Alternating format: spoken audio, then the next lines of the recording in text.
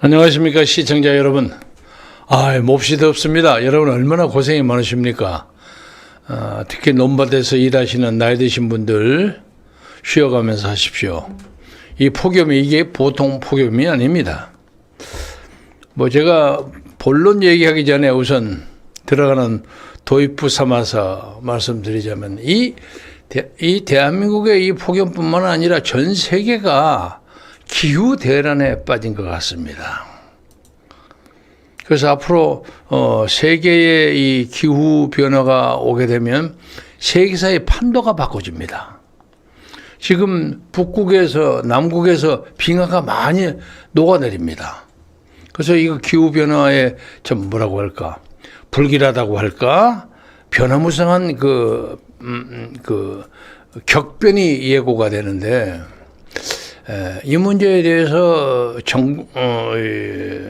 정치를 담당하는 사람들이 우선 장마나 폭우나 이런 것 때문에 당장 해야 하는 치산치수뿐만이 아니라 인류가 앞으로 이 계속되는 더 강화되고 심화되는 기후 변화에 대해서 어떻게 대처할 것인가 하는 것에 대해서 종합적인 연구가 필요합니다. 이걸 꼭 오늘 모두에 말씀드리고 싶습니다. 여기에 필요하다면 AI도 동원해야 합니다. 경우에 따라서는. 그래서 여러분도 잘 아시리라고 믿습니다만 고대에 지금은 사막이 되어 있는 사하라 사막, 북아프리카 지역이 굉장히 살기 좋은 지대였다고 합니다. 그런데 기후변화 때문에 뜨거운 폭염으로 비가 내리지 않고 하니까 사람들이 살 수가 없는 거죠. 그래서 인류의 이렇게 이동이 시작됐던 겁니다. 그러니까 아프리카에서 살았던 사람들이 점점 북으로 올라와서 지중해를 넘어서 아시아로도 가고 저 스칸디나비아 뉴욕 쪽으로 가고 그리고 게르만 민족의 이동이 통해서 서로 가고 그런 식의 변화가 생겼습니다. 근데 앞으로 장기 남목에서 이런 인류의 변화가 충분히 예상됩니다. 제가 젊은 시절에 저 북쪽에 있는 바이칼 호수 옆에 있는 러시아 연방의 브리아티아 공화국에 들락거린 적이 있습니다. 굉장히 추워요. 그러나 사는 것은 나름대로 충분히 살 수 있습니다. 그 당시에 대통령을 했던 제 친한 사람, 제가 그 경제 고문을 했는데 거기에 그 추운 지역의 바이칼 호수에 온천이 많이 있었어요. 그래서 여기서 온천 사업을 하면 자기들이 적극적으로 지원하겠다. 그래서 내가 정치에 대한 야심이나 사명감이 없으면 여기에서 온천 장사하면 제법 돈 벌겠구나 하는 생각을 한 적이 있습니다만 원래 저는 돈 벌기 위해서 태어나지 않는 사람이라고 하도 우리 선친이 그렇게 말씀하셔서 그런 생각을 발전시키지는 않았습니다. 근데 요새 폭염을 보면서 우선 당장은 우리나라에서 나이 드신 분들 그리고 폭염 속에서 일을 해야 하는 가난한 서민들 이런 사람들의 건강이 가장 걱정이 되고 나아가서는 이걸 근본적으로 해결할 수 있는 것에 대해서 대통령과 정책 위반자들이 장기적인 어떤 프로젝트로 연구를 해야 할 시점에 이르렀다. 이것을 먼저 말씀드립니다. 제가 이제 제 제목으로 돌아가겠는데 요새 이 폭염과 같이 우리나라 정계의 혜성처럼 등장하는 사람들이 누구냐? 드디어 개딸들이 그 정체를 드러내기 시작했습니다. 그래 개딸 하니까 발음이 좀 이상해서 원래 개혁의 딸들이라고 하는데 아마 개딸이라고 부른 것은 그 개혁의 딸들, 소위 이재명을 지지하는 그 열렬 지지자들을 개혁의 딸들이라고 하는데 그 사람들을 좀 미운 털이 벗겨서 좀 일부러 개딸이라고 많이 부르는 것 같아요. 그래서 발음이 여러 가지를 연상시키게 만듭니다. 그러면 개딸이라 하면 여자만 하는 것이냐? 남자도 있어야 될 거 아니냐? 그럼 그걸 개딸이라는 개아들이라고 부려야 되느냐? 이런 농담도 생기고 어쩌고 그래요. 아무튼 이 개딸이 문제인데 도대체 누가 개딸인지를 몰랐거든. 응? 근데 드디어 최근에 지나가는 뉴스, 발전하는 어떤 전국 이런 걸 보면 아, 개딸이 이런 사람들이구나 하고 나타나는 게 우선 첫 번째가 이하영 전 지사, 전 의원이죠. 전 의원의 부인인 백정화 씨가 아, 개딸이구나 이렇게 느껴져요. 그 다음에 이제 확실하게 드러난 사람이 김은경이에요. 더불어민주당 혁신위원장, 전 금융감독원 부원장. 이거 확실해요. 그리고 아마 그와 연상을 하다 보니까 김은경의 저 약간 문제되는, 상당히 문제되는 발언에 대해서 은근히 동조를 하는 양이원영 의원. 그리고 이 사람이 무슨 뭐 핵 폐기물 폐기수 문제를 가지고 뭐 일본까지 쫓아가고 나이는 젊은 사람이에요. 1971년생이니까. 그런 걸 보니까 이 사람이 굉장히 적극적이구나 하고 생각했는데 김은경 혁신위원장의 말을 은근히 옹호하는 것을 보면 이것도 개딸이 분명하구나 이런 느낌이 들어요. 그래서 대충 보면 개혁의 딸들, 개딸 부대가 우리나라 정치에 일종의 홍위병처럼 등장했습니다. 그런데 지금 남자들의 정체는 별로 아직 불분명하고 여자들이 좀 극성이야. 대단해. 그런데 아마 생각하는 사람들이 높게 잡아서 한 20만 명 정도 되지 않을까.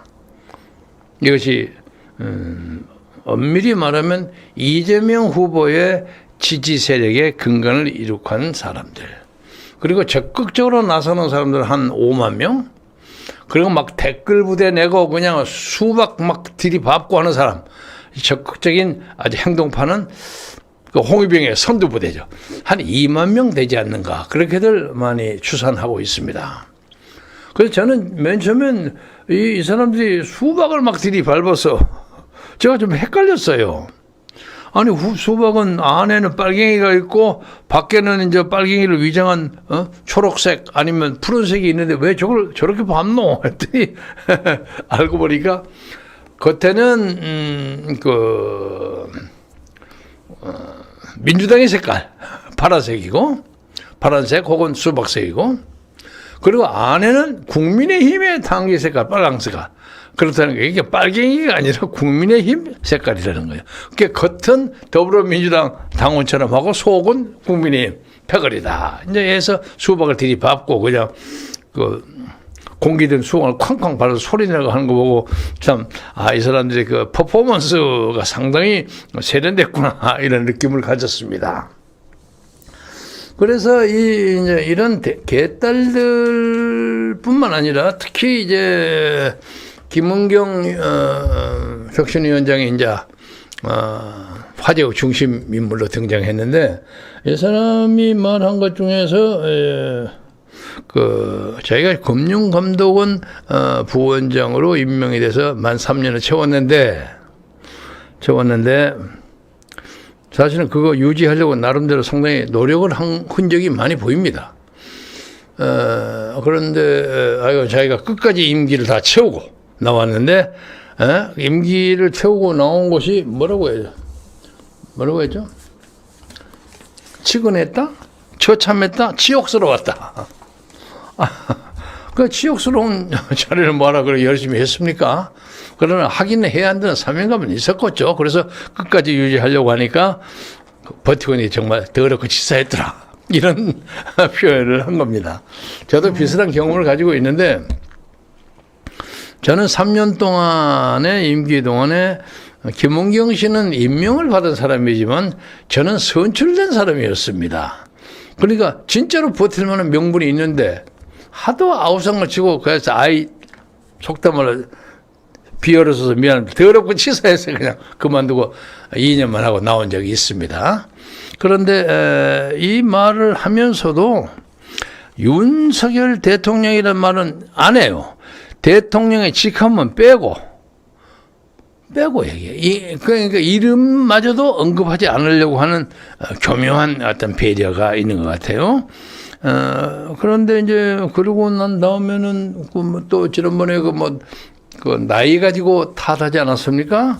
늙으면 뭐 옛말로 늙으면 죽어야 돼 하는 얘기를 연장시키는 건데 연세대학교 김영석 교수께서 이 말 들으면 굉장히 노여워하실 겁니다. 그런데 이 역사가 길어요. 역사 긴 거 좀 사진 좀 보여주세요. 자, 옛날에 민주당에서 서른부터 유시민부터 이게 쫙 여기 좀 보입시다. 이거 어디서 믿는 겁니까? 오늘 신문에서 우리 유튜브에서 뽑은 거죠. 유튜브에서 뽑은 겁니다. 이 족보가 안 나와서 그냥 제가 인용합니다. 맨 처음에 누굽니까? 윤호중 민주당 공동 비상대책위원장 22년 5월이니까 지금부터 한 1년 좀 넘었죠. 1년이 넘어서 뭘 배우나 이랬어요.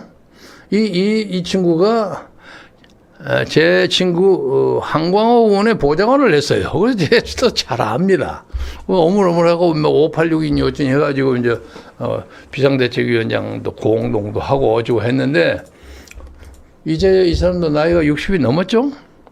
응? 아직 제가 안 보고 갔습니다. 그 다음에 누구예요? 최강욱 민주당 최고위원. 이거 유명한 사람이지. 전라북도 남원 친구인데 이 최강욱이는 그 조국을 보호하기 위해서 아주 그냥 목숨 걸고 조국을 옹호하더라고요. 그리고 그 조민희의 그 문제가 된 서류의 하나를 이 사람이 조작해서 만들었다는 혐의를 받고 있었죠. 그러나 하여간 그 우정, 그 선배를 챙기는 그 자세만큼은 가상한데 그래도 봐가면서 해야지 너무 지나치게 하지 않는가 하는 느낌인데 그 사람들이 노년층 비판에 한몫 끼었어요. 노년층은 맹목적이다. 청년층 화풀이 지지가 염려된다. 노년층은 맹목적이다 하는 말을 했는데 제가 보기에는 최강욱 의원이 조국을 열심히 지지하는 게 그야말로 맹목적인 것 같아요. 뭐 여러분은 어떻게 생각하십니까? 그 다음에 김한규? 제가 잘 모르는 사람인데 젊은이인데 서울 강남병 민주당 후보 아직 현역은 아니구나. 20년 4월 그러니까 지금부터 3년 전입니다. 3년 몇 개월 전인데 그 여러분들 부모님 투표소 못 가게 하십시오 이랬어요. 그 부모들은 나가면 전부 보수를 찍으리라고 생각했던 모양이에요. 그거 찍지 못하게 집에 계시게 하세요. 이런 말을 했는데 이 발언이 그렇게 효과가 없어서 20년 4월에 했으니까 20년 4.15 선거 때 출마를 했군요. 그런데 그 효과가 있어서 아마 당선하는 그런 케이스는 없었던 것 같습니다. 그 다음에 오래됐어요. 2014년 10월에 서른 새정치민주연합의 관록있는 의원이에요. 저도 잘 아는 한때 저하고는 의형제도 하고 같이 세계를 여행도 같이 하고 했는데 나이 많으면 판단력이 떨어진다는 거예요. 그래서 이 친구도 지금 몇 년생이야? 53년이니까 이 사람도 70 됐네? 응? 70 되니까 이제 경상남도 창원 출신인데 지도 이제 노인 케이스에 들어가는 거 아닙니까? 그 지도 이제 판단력이 좀 부족해서 그러는지 어쩐지 요새 자기 비서 보좌관 중에서 우리나라 국방정보를 뽑아가지고 해외 밖으로 유출시켰다는 혐의를 받고 있는 보좌관도 있고 그래요. 그게 흡사 엊그제 제가 어디 가서 언급했습니다만 빌리 브란트 서독 수상 밑에 기욤이라는 간첩이 하나 들어가가지고 동독에 간첩 놀이를 해서 엄벌에 처했고 빌리 브란트가 전 서독 국민에게 진심으로 사과했고 그래서 자기의 정치적 위상을 충분히 유지해가지고 통일에 실질적인 그 설계자 역할을 충실히 했습니다. 이런 것을 비해서 우리 서른 의원도 이제 5선이나 되는 관록 있는 정치인이기 때문에 이제 나이 묻는 문제는 지도 나이가 들어가는 사람이니까 나이 운운하고 얘기하면 지 얼굴 똥칠하는 것과 마찬가지죠. 그래서 좀 더 정중하고 성숙된 자세로 의원 노릇을 하는 것이 옳지 않겠나 하고 권고하고 싶습니다. 그 다음에 누굽니까? 2004년이니까 벌써 한 20년, 19년 전인데 50대에 접어들게 되면 사람이 멍청해진다. 유시민이가 59년생이니까 아니면 60으로 잡으면 이제 65세? 그렇게? 64세군요. 근데 64세가 된 유시민이가 50대 접어들면 멍청해지니까 지도 멍청해진 상태에서 이런저런 책도 쓰고 그랬는 모양이니? 난 유시민도 젊어서 맨 처음에 국회에 들어왔을 때 흰바지 입고 국회에 들어왔을 때 제가 불러가 야 바지 바꿔 입고 와 하고 내가 고함을 지른 적이 있는데 저 유시민이 누나 유시춘하고 제가 좀 친했습니다. 그래서 이제 잘하는 여성 동지의 동생이어서 촉망을 가지고 있었는데 그 후에 노는 거지. 사람은 똑똑한데 너무 왔다 갔다 많이 해서 미래의 대한민국을 짊어질 사람으로서는 적어도 제게는 합격점을 받지 못한 사람입니다. 그런 자서요. 말도 잘하고 하는데 그러나 자기도 멍청한 사람이 되지 않도록 노력해야 되겠는데 2004년에 한 거니까 그냥 잊어먹고 말겠습니다. 그 다음에 그 유명한 천정배하고 정동영 이게 소위 여기다 신기남이를 하나 끼워서 천신정 이 세 사람이 민주당의 소장파로서 노무현을 끌고 나가가지고 열린우리당을 만든 삼중사입니다. 그런데 당시에 새로운 정당을 만든다. 100년간은 정당을 만든다. 그래서 노무현은 제가 그렇게 반대했음에도 불구하고 이 세 사람도 선동해서 나갔어요. 제가 화가 나서 막 기침이 납니다. 그런데 나중에 재미있는 것은 이 세 사람이 괜찮아요. 세 사람이 나중에 전부 노무현을 털어버리고 또 나왔어요. 알고 보니까 노무현 형편없더라 이러고 나왔어요. 그 후에 저는 노무현과 대화를 해본 적이 없습니다. 그리고 이 사건이 벌어지고 난 다음에 노무현이가 생을 그렇게 극적으로 마감할 때까지 마감당했는지 스스로 마감했는지 그건 아직 불분명합니다만 마감할 때까지 그 몇 개 한 1년여 가까운 기간 동안 저는 대화의 통로가 없었습니다. 그러나 노무현 대통령이 자기 생애 마지막에 느꼈던 여러 가지 고뇌 그런 고뇌가 있었겠죠. 당에 대한 고뇌, 인생에 대한 고뇌, 뭐 부인과의 관계, 무슨 뭐 여러 가지 문제 이런 문제에 대한 그 고뇌 중에 천신정, 천정배, 신기남, 정동영 세 사람의 배신이 아마 가장 쓰라린 배신 중에 하나가 아니었을까 그렇게 생각해 봅니다. 그래서 특히 정동영 요새 뭐합니까? 뭐 평화당인가 뭔가 뭐 그런 거 하죠. 저하고는 띠동갑이네. 천정배가 띠동갑이네. 근데 가끔 기차 타고 왔다 갔다 하면서 만나고 또 대학 같은 물리과 대학 선후배고 해서 참 친했죠. 친했는데 60대 70대는 투표를 안 해도 되니까 이제는 자기도 투표 안 해도 되는 시대가 됐어. 그래서 저도 뭐 인생을 살아오는 동안에 실수를 안 했다고는 절대 얘기할 수 없지만은 다른 사람에게 나이를 가지고 이렇게 폭언을 하는 것은 안 했으리라고 생각합니다. 못했으리라고 생각합니다. 그건 자기 스스로에 대한 어떤 자멸 행위가 된다고 생각하는데 이런 그 역사가 민주당에 남아있기 때문에 민주당의 양이원양의 폭언, 김웅견의 폭언이 나왔으리라고 생각합니다. 근데 이렇게 해가지고 어떻게 민주당이 감히 이 나라 정치를 끌어가겠다고 자부할 수 있습니까? 그러니까 역사적으로 얘기하자면 김웅경이는 거기서 거기 버텨가지고 임기 그 일정한 미션을 끝내고 물러날 때까지 그 자리에 쭉 있는 것이 우파 보수파에게는 훨씬 나아요. 왜? 계속 욕을 먹으니까. 그러니까 나이가 든 사람 중에서도 더불어민주당 지지하는 사람이 많이 있을 거 아닙니까? 그 사람들도 저것들 형편없네 이렇게 나온단 말이에요. 그래서 선거의 이해득실로 봐서는 여기 국민의힘이나 여권으로 봐서는 김문경이가 계속 거기 버티고 있는 게 좋습니다. 유리합니다. 그러나 그것을 민주당에서도 생각 있는 지략 있는 사람들은 알 거예요. 근데 저걸 빼도 박도 못해. 자르기도 어려워. 왜? 저건 이재명의 사람이거든. 지금 이 나라에 지금 최근에 있어서 무슨 나이 문제를 따지고 뭐 이런 거 따지는 사람들이 거의 대부분이 개딸들이고, 그 개딸들은 배후에 이재명이가 왕초입니다. 커맨더입니다. 칩 커맨더입니다. 그래서 사람들이 많이 그래요. 저렇게 많은 사람들이 저렇게 참 일사불란하게 움직이는 거 보면 저거 맨입으로 저거 할까? 맨입으로는 하기 어려운데?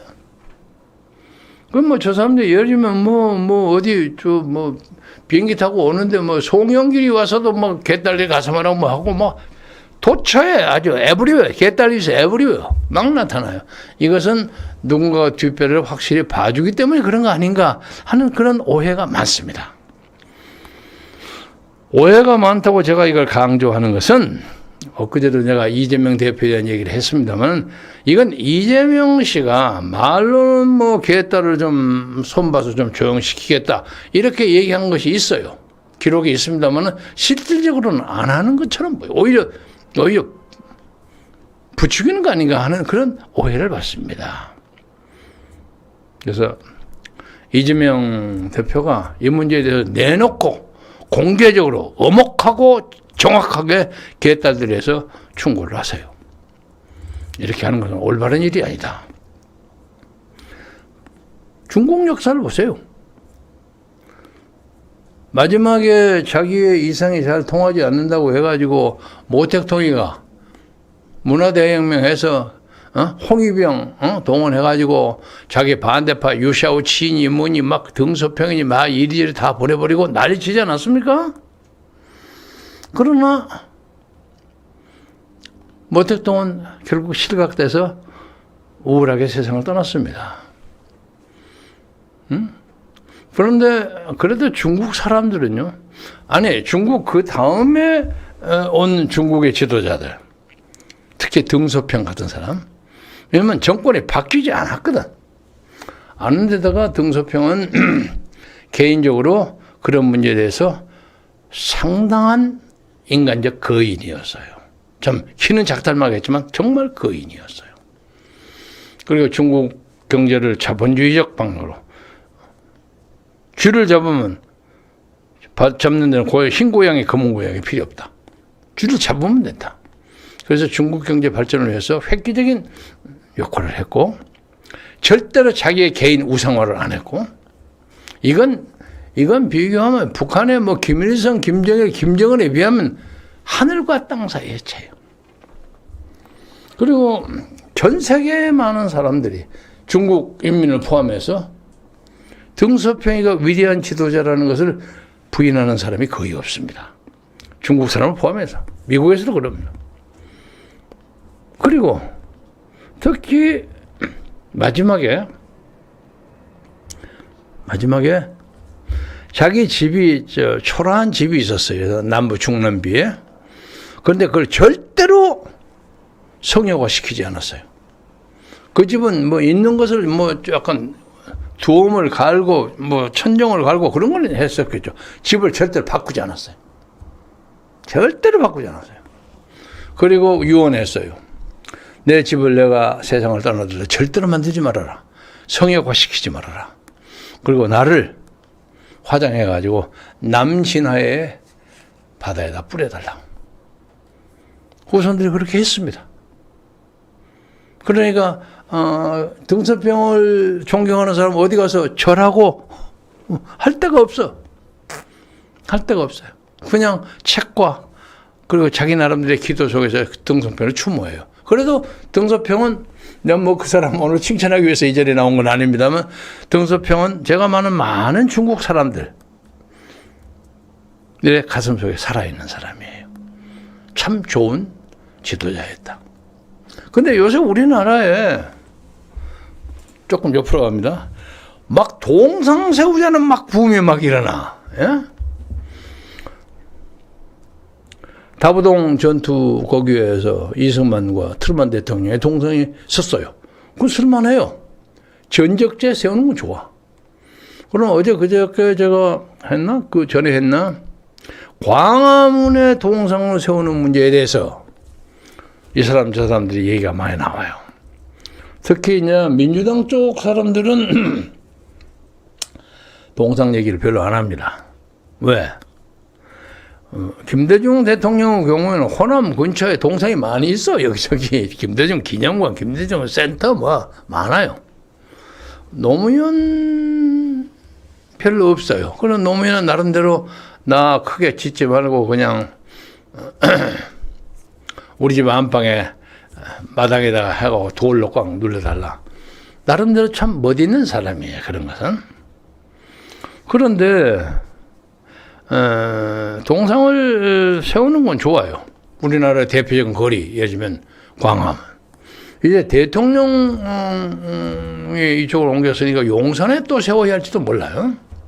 그러나 만약에 광화문이 우리나라 1등 거리라고 한다면 거기가 왜 조선시대 사람 두 분만 계시냐. 그러니까 거기다가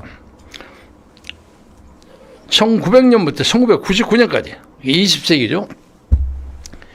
20세기의 한국의 지도자를 거기다 세워야 한다면 한 사람만 세워가지고는 저는 그 존립이 불가능하다고 봅니다.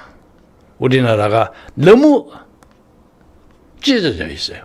좌우로. 그래서 같이 세우는 것이 몇 사람 같이 세우는 그런 국민적 통합이 벌어진다면 가능한데 현재로 봐서는 요원한 일입니다. 그러나 한 사람만 세우면 안 됩니다. 요새 저는 개인적으로 이승만 박사를 존경하고 이승만 박사의 퇴진을 해서 가서 데모한 사람입니다만은 최근에 4.19 했던 사람들 같이 현충원에 가서 이 박사 묘지도 참배하고 국가원수 건국의 아버지로서 예우를 다했습니다만은 그러나 그 양반 한 분을 광화문에 동상을 딱 세웠을 경우에 누가 와서 그 동상 세우는데 같이 참여해달라고 우리는 네 이름이 필요하다 그래서 동상을 세우는 건 좋지만 광화문에 혼자 세우는 것에 대해서는 나는 자신 없다. 나 생각해 보겠다고 빠졌어요. 왜? 그걸 세우면 그걸 반대하는 사람이 옳고 그러건 간에 그냥 밤에 밧줄로 끌어내린다고 떨어뜨리고 난리 법석을 칠 것입니다. 예, 분명합니다. 그래서 앞으로 동상 문제에 대해서 그냥 우리나라의 가장 중요한 지점에 동상을 세우는 문제를 생각하기 위해서 이 나라 정치가 단합하고 통합하고 좌우가 서로 얘기를 할 수 있는 그런 화합의 역사가 벌어지지 않고는 동상을 하기가 어렵다. 아니 그런 동상 작업을 통해서 이 나라 정치가 통합과 대화와 화해의 무대가 만들어질 수 있다. 거꾸로도 가능할 수 있다고 봅니다. 그래서 그런 문제에 대해서 사려 깊은 사람들이 시간을 재촉하지 말고 연구해 보시기를 바랍니다. 그러나 지방에 아니면 무슨 실내에 자기의 개인적인 어떤 프로퍼티, 대지에 뭐 기념관을 세우고 그 기념관 앞에다가 동상을 세우고 그건 전혀 문제가 없죠. 그렇죠? 그건 문제 없어요. 그러나 일반 공중에 있는 용산 광장이나 혹은 광화문 광장에 한 사람 세우고 하는 것은 국론 분열이 심각하게 벌어질 가능성이 있다 해서 관계자들에게 사려 깊은 고려가 있기를 바라지 않겠습니다. 오늘 제가 이제 개딸의 얼굴 봤죠? 백정화 씨 얼굴 봤죠? 백정화. 그 안에 여러 가지 문제가 있으리라고 생각합니다만은 이화영 전 의원 자기 남편에 대해서 내놓고 법정에서 뭐라고 했어요. 그러니까 이 사람은 확실하게 이화영의 입장보다는 이재명의 입장을 옹호하는 사람이야. 이게 나는 개딸이요 하는 걸 확실하게 증명한 사람이야. 물론 그 사이에 여러 가지 인간적 결혼에 뭐 그런 문제가 있다고들 들었습니다만 그건 오늘 언급 안 하겠습니다. 그래서 이완영이가 인간적으로 좀 불쌍해. 그리고 이제 뭐 이전 A씨라는 사람이 이제 이거 한번 보여주세요. A씨 이완영 안에 입건 A씨라고 쭉 나왔는데 이제 백종화로 이름이 밝혀졌습니다. 이 사람은 검찰이 경기도 대북사업 자료 유출에 관여한 혐의로 검찰에 입건을 했습니다. 그리고 많은 사람들이 검찰에 의해서 이완영이가 입장을 바꿨다 이렇게 주장을 하는데 그동안 이완영 문제에 대해서 민주당이나 그리고 관계자들이 면회를 수도 없이 많이 했고 100번 이상이 200번 했고 변호사들도 100몇십 번 했고 다 나와 있어요. 네, 그거 다 들지 않겠습니다. 그리고 또 특별 면회를 한다고 해서 이쪽에 의원들 하면 좀 봐줍니다. 이렇게. 그래가지고 그냥 녹음도 안 하고 그냥 앞에서 받아 쓰는 사람 속이가 하나 있어요. 저도 경험이 있어 압니다만. 근데 그 사람이 그냥 알아서 적당히 그냥 쓰는 척하고 적당히 합니다. 그리고 내용은 녹음이 없기 때문에 이렇게 중요한 얘기는 소리 안 들고 필담하고 이러고 하는데 요새는 녹음을 다시 시작했다고 그럽니다. 그렇게 해서 충분히 이완영에게 설득도 하고 압력도 넣으리라고 생각합니다. 그러니까 검찰이 딱 다른 사람을 맡고 이완영을 집중적으로 해서 입장을 바꾸게 했다 하는 개딸 백정화의 발언은 틀렸습니다. 틀린 말입니다. 앞으로 그 결과가 어떻게 될지는 모르겠습니다만은 그전에 제가 말씀을 드렸습니다만은 쌍방울의 김성태 회장이라는 사람은 하여간 경기도의 평화부지사 소위 대북 접촉 담당자인 이화영이를 만나가지고 북한에 가서 무슨 사업을 한번 벌여볼까. 아니, 북한 사람에게 메리아스를 파는 것만 해도 얼마나 큰 겁니까? 메리아스는 일본 말을 써서 죄송합니다만은 내일을 파는 것보다 얼마나 큰 시장입니까? BYU인가? BIT? BIC. BYC하고 쌍방울이 반대지. 근데 BI 제치고 쌍방울이 올라가서 다음은 그거 굉장한 거 아닙니까? 그래서 당연히 사업가로서는 할만하죠. 제가 김성태 입장에 있었더라도 저도 법적으로 문제 없으면 그거 했을 거예요. 그런데 이제 문제는 거기에서 이제 문제가 300만 불, 그에 대한 성격의 문제가 걸려서 그것을 이제 이완영이가 만지면서 돈을 300만 불은 다 보냈겠죠. 보냈지만 그 사이에 전달 비용이나 그런 비용이 있는 거 아닙니까? 당연하게. 그런 거 좀 했을 때 좀 지나친 점도 있었다고 알려져 있어요. 그런데 그렇게 거창한 폭을 300만 불이 얼마입니까? 30억이 넘는 돈이죠. 100만 불이 10억 그러니까 요새는 한 3, 4억 되는 돈입니다. 그걸 하면서 이화영 전 부지사가 당시 이재명 지사에게 한마디도 보고를 안 했다는 것은 길에서 낮잠자는 소가 웃을 일입니다. 이게 말이 안 되죠. 그렇잖아요? 말이 안 되죠. 그래서 이제 검찰에 욱박치는 것도 있었겠죠. 그래서 자기도 뒤집어 쓰기 싫어서 적당히 얘기한 거죠. 아니, 그걸 가지고 자기 부인이 와갖고 무슨 소리를 하냐고 아우성을 치니, 아니, 세상에 이런 마누라가 어디 있어? 이완영 피고인 지금 착잡할 겁니다. 그래서 이런 모든 문제를 순리로 돌릴 수 있는 방법이 이재명에게 있어요. 이재명은 엊그제도 얘기했지만 당당하게 역사와 승부를 거세요. 그러세요.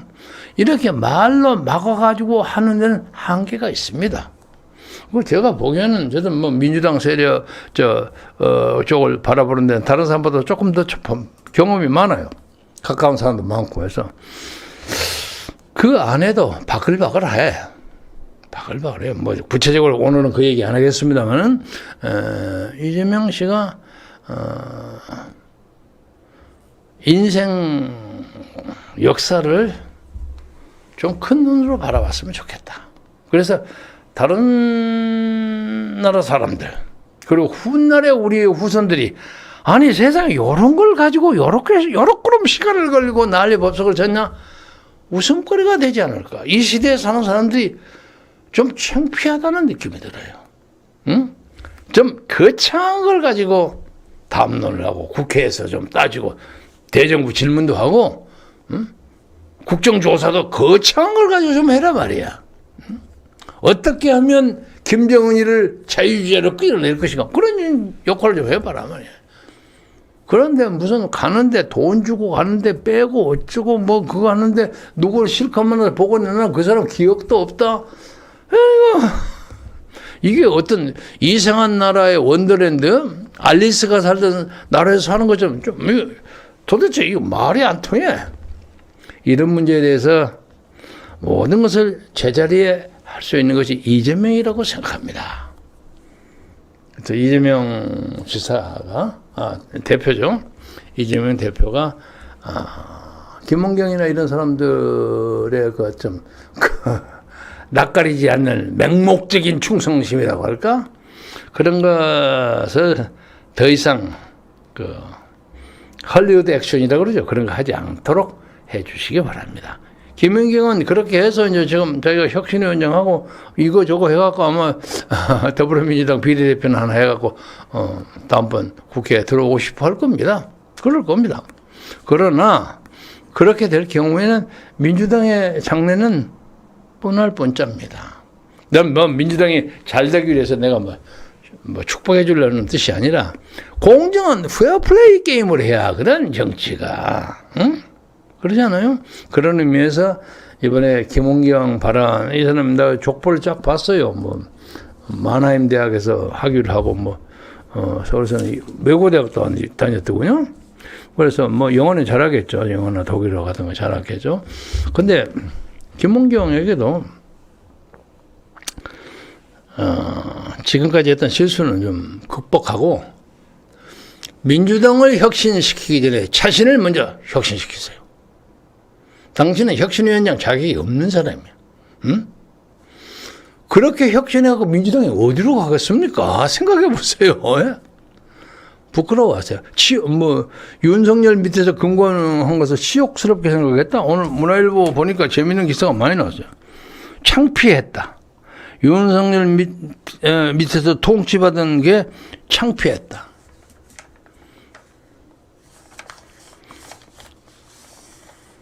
자기가 지금 혁신위원장으로 해서 꼬마 얘기를 들어가고 나이 든 사람들 흠집하면서 얘기한 건 창피감을 못 느낍니까?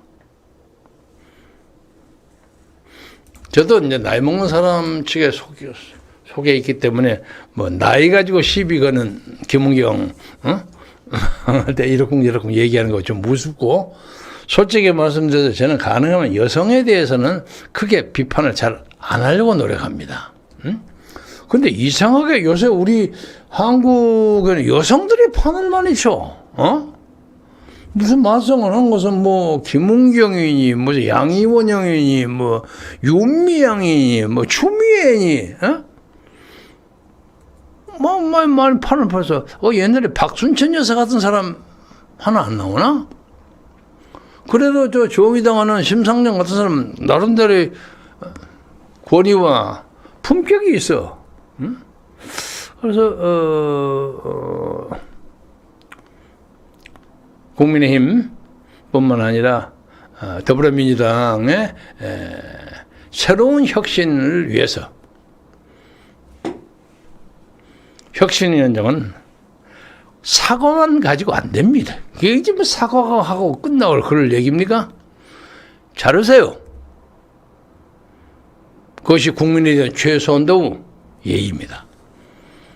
그리고 김은경은 가서 반성하고 스스로 혁신하세요. 그럼 누가 압니까? 나중에 어디서 비례대표라도 하나 줄지? 이런 식으로 정치하면 우리나라 정치가 희화가 됩니다. 이게 삼류, 사류. 옛날 이건희가 하는 얘기. 삼류도 안 되는 사류 정치야. 창피해요. 이런 데 앉아서 무슨 시사회를 한다고 코멘트 한다는 내가 스스로가 부끄러워요. 아유, 창피해. 더위에 여러분 더위 먹지 마시고 건강하시고 행복하시고 우리나라의 여성들이 지금 더위 먹고 떠드는지 어쩌는지 모르지만 소리가 높지만 나름대로 또 장점도 있습니다. 왜냐하면 여자가 막 이렇게 벌리고 하는 것이 재미도 있고 어쩌고 하니까 그리고 지난번에 이 글씨가 너무 가늘어 이 사람아. 이 글씨 보세요. 이렇게 딱 하니까 한 300인가 확 구독이 늘었어요. 여러분 구독 많이 해주시고 저희들에게 힘을 주시면 가을에 더 힘찬 프로그램을 해서 이제 사람들 대화를 좀 대담을 많이 모시려고 하는데 사람들이 워낙 바빠가지고 나와서 뭐 할 얘기가 없다는 거야. 할 얘기. 그 전에 조선일보 주필 한번 제가 초대했죠. 사람들이 쫙 리스트가 다 있습니다만 너무 바쁘고 가봤자 뭐 그 얘기가 그 얘기고 하니까 바람 불고 시원하면 하겠습니다 이러더라고요. 그래서 좋은 프로그램을 만들도록 노력하고 품격 있는 방송을 하도록 노력하겠습니다. 예를 들면 뭐 국회의원이라는 게 아무것도 아니지만은 지금 유튜브가 한 300~400개 되죠. 많죠. 그런데 그 중에서 국회에 좀 얼쩡거리던 경력을 가진 사람이 유튜브 하는 게 김동길 박사께서 타계를 하시고 이제 대빵으로 제일 큰 사람이 박천종 의원이고 그리고 그다음에 제가 있고 진성호 군이 이제 열심히 잘해요. 아주 재미있게 아주 그냥 시장 바닥에서 상품 파는데 아주 재주가 있는 사람이 잘해요. 그리고 무슨 뉴라이트 하는 젊은이도 가끔씩 해요. 그래서 최소한도의 품격을 유지하려고 노력합니다. 그렇기 때문에 인기 상품이 좀 덜 되더라도 사리 깊은 여러분들이 잘 지원해 주시면 꿋꿋하게 좌우에 흔들리지 않고 정도를 가는 길을 꿋꿋하게 지켜서 이 나라가 다 잘 낼 수 있는 그런 길에 미래에만 노력하는 그런 방송이 되도록 노력하겠습니다. 여러분 경청해 주셔서 대단히 감사합니다.